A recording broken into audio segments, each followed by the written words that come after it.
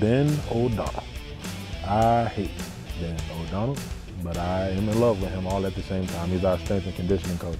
Like every day before practice, we run it 45 minutes just to get you where you want to be, because he sees things I can't see. Like he sees me getting paid for this. He sees me in the long term being in the league, or going and playing basketball after college, and that's what I admire, that's what I love about him. He never lets me get complacent in the right now. He always sees what the future holds. I started at FSU. I was on the team at FSU. I played basketball as a walk-on there, and then I ended up transferring here to UCF. Was also a walk-on here. Absolutely loved it. I decided to take my senior year and do an internship with strength and conditioning.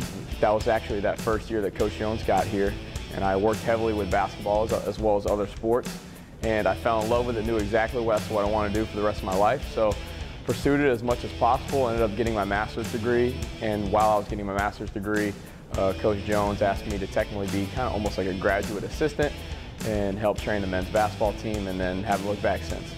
Ben's the bulldog, and he keeps the guys in line in a different way. He gets them in the weight room, he changes guys' bodies, and every guy that you come into the program, look at him as a freshman, and then look at him as a senior.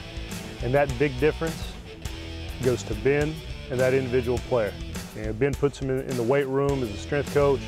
He's positive all the time, but he's highly intense, and I think he's the perfect fit for what our guys need.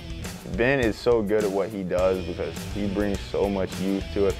He's another one of us, basically. I mean, works his butt off to get where he's at. I mean, he got his job, I think, at 22 or 23 years old. When he was the strength coach when some guys were still on the team that he played with, which is crazy to me, So he's just really enthusiastic, great at what he does, and sometimes he'll be like, my legs are tired, why are we squatting? Or why are we doing this leg exercise? Well, there's a reasoning for it, and a lot of times he'll say, you guys don't understand why we do what we do, but he said everything that I do has a purpose to it, and I would only do it to better you guys. So, I mean, you got to respect that when someone just has your best interest.